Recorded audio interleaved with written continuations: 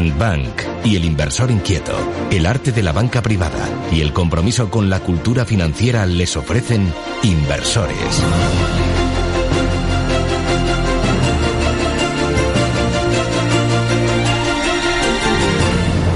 Bueno, pues continuamos en Es la Mañana de León y un viernes más abrimos nuestro espacio dedicado a la economía y las finanzas y lo hacemos en una jornada de auténtico récord. Leía esta misma mañana que se cerraba la semana con optimismo generalizado en los mercados europeos que ha llevado el IBEX 35 a renovar sus máximos históricos, superando por primera vez en la historia la barrera de los 19.700 puntos.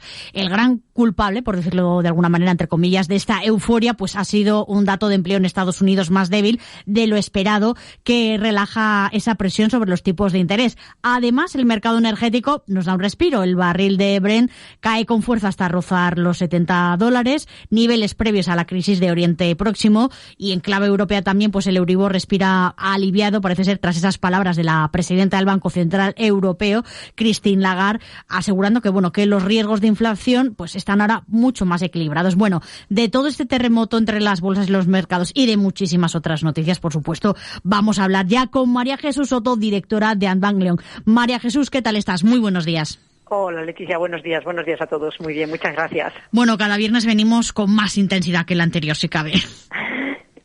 Pues sí, además es que en como coincide que terminamos el mes de junio el martes y el semestre, pues tenemos que hacer balance de este semestre, además de, como bien decías, hablar de todo lo interesante e importante que se ha producido esta semana, porque además cuando se termina un mes y se comienza otro, pues tenemos esos datos de actividad que son tan importantes, de los que vamos a hablar ahora mismo, y a todo eso pues hay que sumar lo que decías, ¿no? Que en Portugal, en Sintra, pues ha tenido lugar esta semana la cumbre que celebra y que organiza el Banco Central Europeo todos los años, y bueno, donde los banqueros centrales, tanto el de Estados Unidos como Christine Lagarde, han hecho declaraciones que a los mercados les han sentado muy bien en este cambio, ¿no? De que es lo que vamos a comentar dentro de un momento, en este cambio de semestre y de mes. Pero si os parece, empezamos por el semestre, un semestre que, por decirlo de alguna manera, ha tenido dos puntos de inflexión. El primero, el que ya sabemos, ¿no? La guerra. Cuando en el mes de marzo se produce ese ataque de Israel a Irán, apoyado por Estados Unidos, todo ese terremoto que se nos produce en ese mes de marzo, sobre todo con la energía, con el petróleo y con el gas, subiendo de forma alarmante, donde el petróleo llegó a estar en $120. Es una barbaridad, como decías, ahora mismo está en 70, para que veamos lo que ha caído desde 120 hasta 70. Estamos hablando de caídas del 50% aproximadamente, más o menos, ¿no? Desde los niveles máximos. Es decir, estamos hablando de idas y venidas muy importantes. Lo cierto es que ya veis, los mercados bajaron, no tan fuerte como el año pasado con el tema de los aranceles, cuando se produjo también a estas alturas del año, no tan fuerte, pero lo que ha llamado la atención es que cuando empezó ese conflicto, lo que estábamos pensando, lo que los mercados pensaban es que aguantaríamos 6 semanas. Es decir, acordaos que se decía, si el estrecho de Hormuz permanece cerrado más de 6 semanas, esto se va a poner muy feo.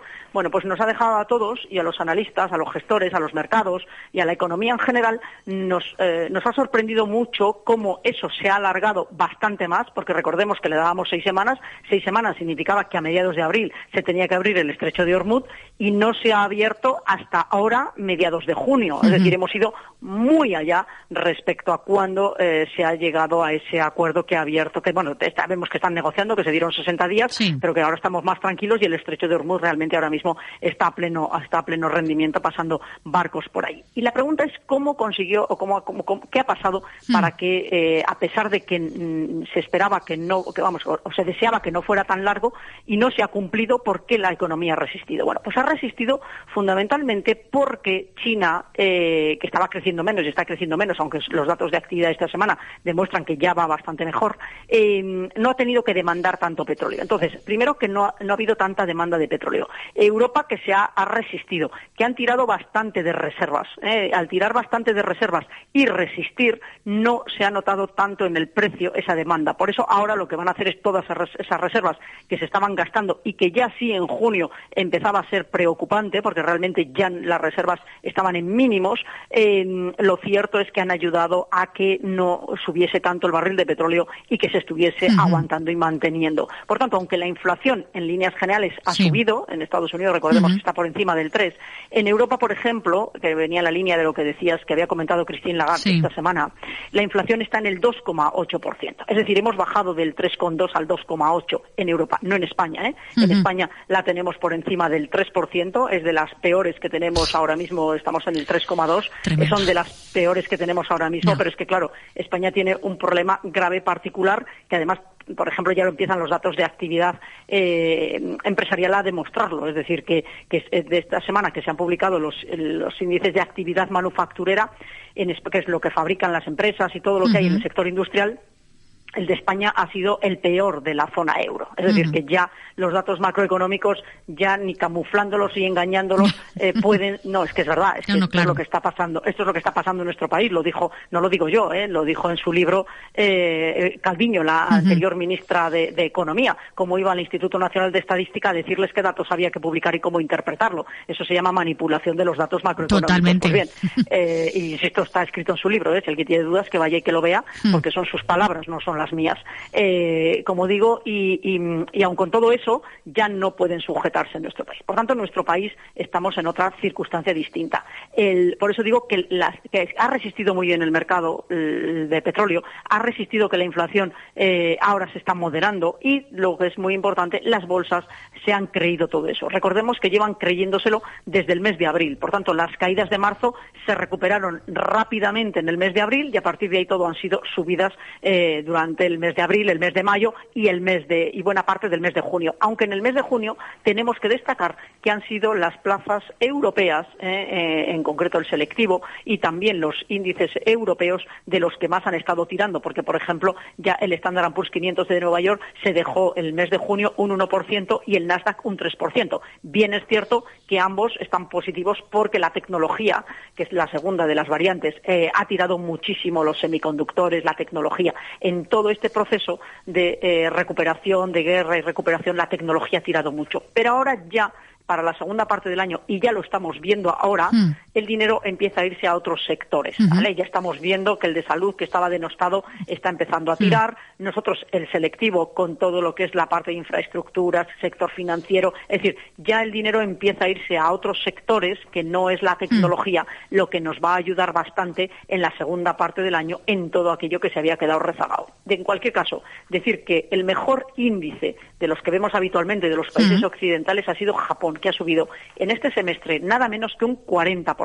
En Japón el índice Nikkei ha subido un 40%. Se pasaron 20 años sin hacer nada y llevan 3 años, como decíamos, que de hecho a tope. Y el año pasado organizamos una conferencia en mayo en el club de prensa del Diario de León, donde dijimos que Japón había que tenerlo en las carteras, ¿no? Y como hemos dicho, la inteligencia artificial en 2019, todo el tema del espacio en 2023, es decir, ya sabéis que nos gusta ir por delante y hacer que las carteras de nuestros clientes tengan todo aquello que hay que tener antes de que se produzca una moda y la gente llegue tarde en muchos casos, o ya dejando de ganar pues una enorme rentabilidad que da cuando te metes antes de tiempo, ¿no? Como pasa pues con la renta fija en el año 23, bueno, es decir que, bueno, lo que nos caracteriza. Por tanto, Japón un 40% arriba, el selectivo español ha subido en este comienzo, en estos 6 primeros meses, un 12,43%, como bien decías, marcando máximos históricos para el índice español. El Nasdaq estadounidense, el tecnológico, ha subido un 12,79, el industrial ha subido un 8,85, para que veamos las diferencias. La tecnología sube casi un 13,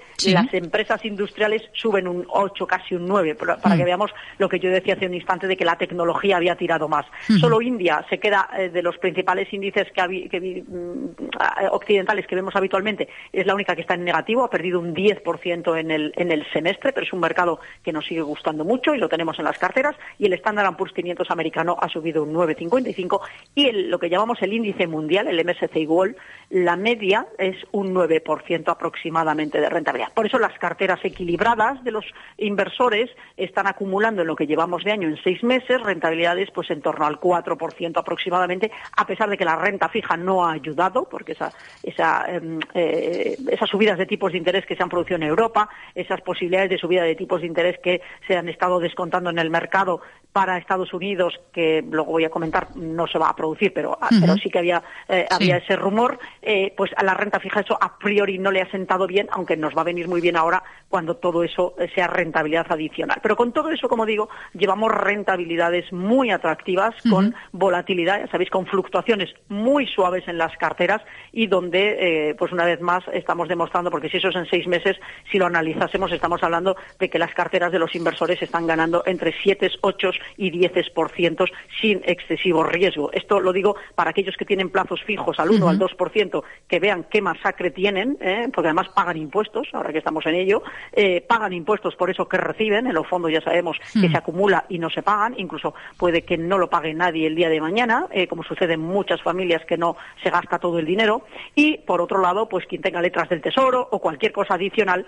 que sepan que están perdiendo una oportunidad histórica de ganar dinero con las carteras bien diversificadas. Y luego están los otros, que ganan mucho pero con unos niveles de riesgo muy altos, donde no compensa a determinadas cosas que están haciéndoles los gestores, o mejor dicho, por Internet, que les hacen, como jugadores de casino, ¿no? Y que al final esos niveles de riesgo no compensan porque si vienen mal dadas en un momento determinado pueden perder casi todo o todo. Y como digo, esto no es un juego de casino, sino una inversión de medio y largo plazo donde hay que diversificar. Así que buenas noticias para los inversores en este semestre. Como decíamos y como decías, el barril de petróleo en $70 puede llegar a 60, esa es una buena noticia.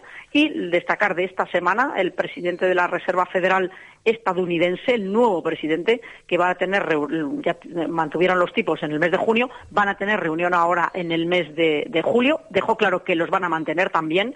No dejó claro, o mejor dicho, no dio pistas de si los van a subir o no. A priori no se van a subir los tipos de interés en Estados Unidos, como bien decías antes, porque el dato de todos los datos en general y sobre todo que esperan que la inflación se modere, no tienen necesidad. Por tanto, pero bueno, eso habrá que verlo en septiembre, porque ya después de la reunión que van a tener a finales de este mes, hasta septiembre no tienen la siguiente, pero todo esto, como bien decías antes, ha ayudado a que los mercados esta semana de nuevo hayan subido, y sobre todo también porque los datos de actividad de Europa empiezan a ser mejores. Por eso estamos viendo esta semana que los índices europeos lo van a hacer mejor que los americanos. Por cierto, y de Estados Unidos, decir que la jornada de hoy es festivo, están celebrando, aunque es mañana, el 4 de julio, pero ya hoy se han cogido el día festivo porque están celebrando el 250 aniversario de la independencia estadounidense. Por eso hoy no tenemos a los mercados americanos de referencia. Pero como decimos, los europeos están cogiendo relevo a los estadounidenses, lo que no quita que ellos vayan a seguir subiendo, pero a otro ritmo. Así que buena semana, buen semestre, buenas expectativas y bueno, pues a seguir haciendo lo que nos caracteriza, ¿no? Analizar el mundo y ver cómo lo llevamos y ver cómo se lo llevamos a los inversores, para que con sus carteras, protegiéndoles los patrimonios, consigamos obtenerles la mayor rentabilidad con el menor riesgo posible, que de eso es de lo que se trata, ¿no? De hacer eso, porque ganar dinero con mucho riesgo es fácil. Ganarlo sin riesgo, eso solo es para gente como nosotros. Así que todo para profesionales como vosotros, sin duda. Sí, porque otros no tienen riesgo y no lo ganan, ¿sabes? Claro. Es como si tener letras del Tesoro, plazos fijos, tienes otros riesgos, sobre todo que te lo come la inflación sin que tú te des cuenta, ¿no? Y eso es lo dramático que no se puede dejar con los patrimonios, porque como digo yo, el ahorro es un sacrificio al consumo, que si no haces que supere la inflación, cada vez eres más pobre y encima no te lo has gastado, con lo cual eso es una masacre financiera y un desastre en las economías domésticas. Brutal, eso es. Pues María Jesús Soto, directora de Andbank León, muchísimas gracias por explicarnos siempre todo de forma tan clara, tan sencilla y tan cercana, porque cada viernes es que aprendemos muchísimo contigo, así que de verdad un placer charlar siempre contigo. Te deseamos que pases un feliz fin de semana y por supuesto nos escucharemos el próximo viernes, así que un abrazo fuerte, María Jesús. Igualmente, Leticia, gracias para todos y un beso. Buen fin de semana. Gracias. Andbank y el inversor inquieto. Venga a visitarnos y le haremos un estudio sin compromiso para que descubra en quién puede confiar. Le esperamos en la avenida Independencia 14, segunda y quinta planta del edificio Emperador. Teléfono 987 21 9494. Andbank y el inversor inquieto. El arte de la banca privada y el compromiso con la cultura financiera.